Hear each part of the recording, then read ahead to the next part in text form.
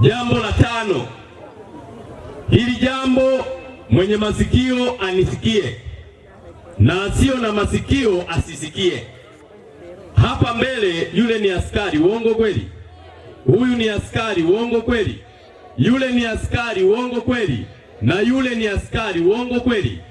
Sasa kuna watu mnafundishwa chuki, kuchukia vyombo vyetu vya ulinzi na usalama. Msifanye hiyo dhambi, achaneni na hivyo vitu. Wewe unapolala ndani na mkeo, mnatafuta mtoto, kuna watu wanawalinda huku nje, sio? Ili mpate mtoto kwa raha huko ndani, uongo? Hao watu wanaitwa nani? Wapigieni makofi askari wetu hawa. Wewe ukiuza duka saa moja unaenda nyumbani kulala, uongo kweli?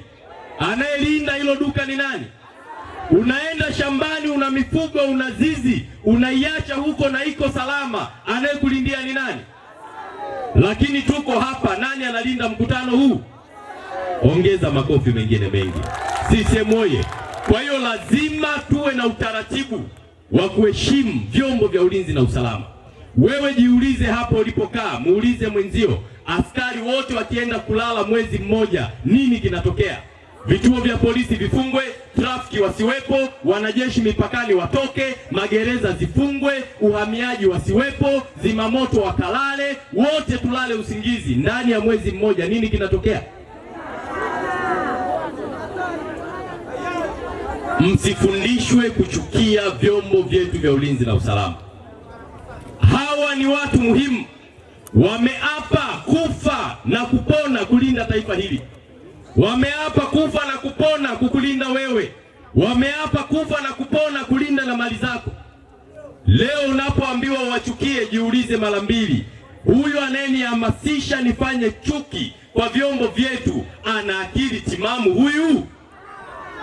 Hayo ni maswali, jiulizeni watu wa Kagera na Bukoba hapa. Jeshi la polisi linafanya kazi nzuri sana ndani ya nchi hii, wapigieni makofi mengine mengi sana.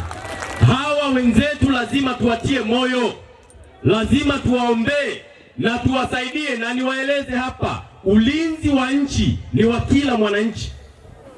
Lazima tushirikiane na vyombo vya usalama ili mambo yaende vizuri. Asitokee mwanasiasa anakwambia chukia jeshi la polisi, chukia wanajeshi, chukia vyombo vya ulinzi na usalama. Mwambie hiyo biashara sifanyi, achana naye, endelea na mambo mengine.